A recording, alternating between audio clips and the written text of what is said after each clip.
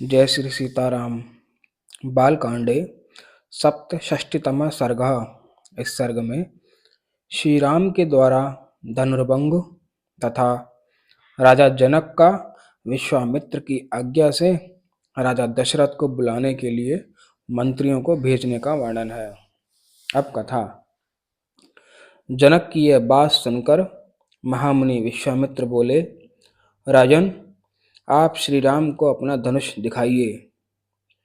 तब राजा जनक ने मंत्रियों को आज्ञा दी, चंदन और मालाओं से सुशोभित वह दिव्य धनुष यहाँ ले आओ। राजा जनक की आज्ञा पाकर वे अमित तेजस्वी मंत्री नगर में गए और उस धनुष को आगे करके पुरी से बाहर निकले। वह धनुष 8 पहियों वाली लोहे की बहुत बड़ी संदूक में रखा गया था। उसे मोटे ताजे 5000 महामनस्वी वीर किसी तरह ठेलकर वहां तक ला सके।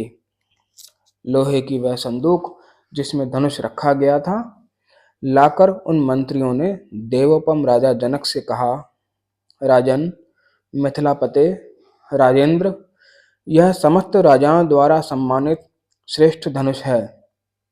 यदि आप इन दोनों राजकुमारों को दिखाना चाहते हैं तो दिखाइए।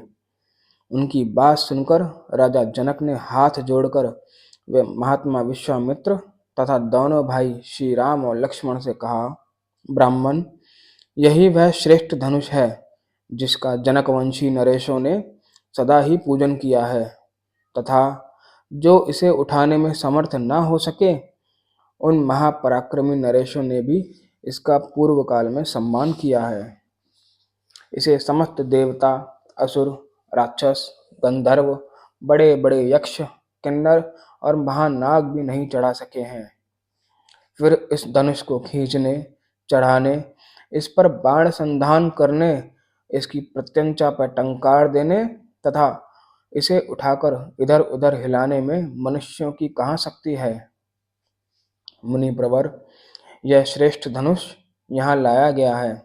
महाभाग, आप इसे इन दोनों राजकुमारों को दिखाइए।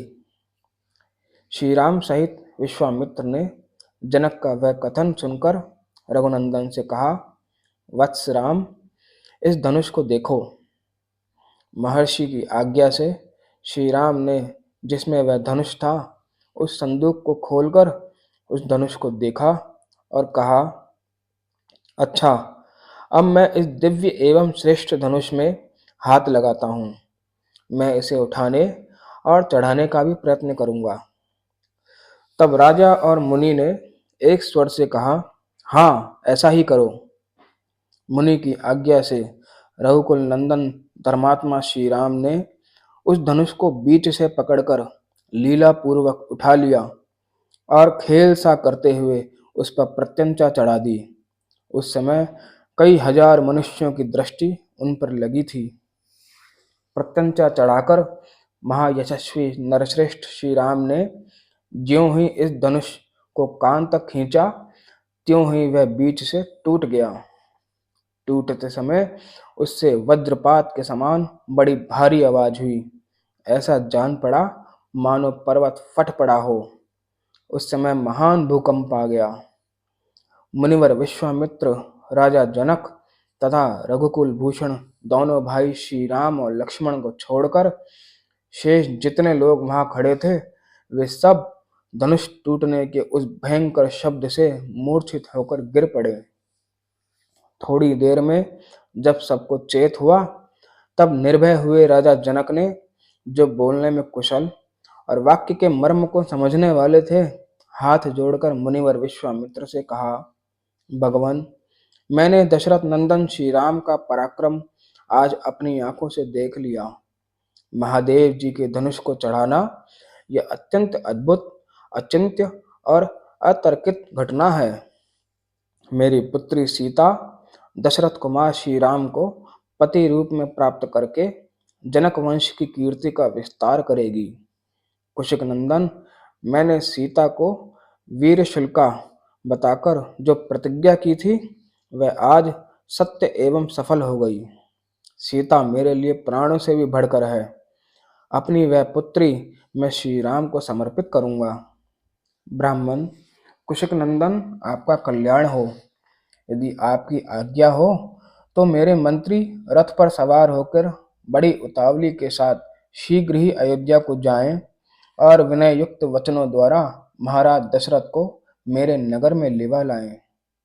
साथ ही यहाँ का सब समाचार बताकर यह निवेदन करें कि जिसके लिए पराक्रम का शुल्क ही नियत किया गया था, उस जनक कुमारी सीता का विवाह श्री रामचंद्र जी के साथ होने जा रहा है। ये लोग महाराज दशरथ से यह भी कह दें कि आपके दोनों पुत्र श्री राम और लक्ष्मण विश्वामित्र जी के साथ सुरक्षित हो मिथिला में पहुंच गए हैं। इस प्रकार प्रीति युक्त हुए राजा दशरथ को ये शीघ्रगामी सचिव जल्दी यहाँ बुला लाएं। विश्वामित्र ने तथास्तु कहकर राजा की बात का समर्थन किया। तब धर्मात्मा राजा जनक ने अपनी आज्ञा का पालन करने वाले मंत्रियों को समझा बुझाकर यहाँ का ठीक ठाक समाचार महाराज दशरथ को बताने और उन्हें मिथिलापुरी में ले आने के लिए भेज दिया। इस प्रकार श्री वाल्मीकि निर्मित आर्ष रामायण आदि काव्य के बालकांड में 67वां सर्ग पूरा हुआ। धन्यवाद।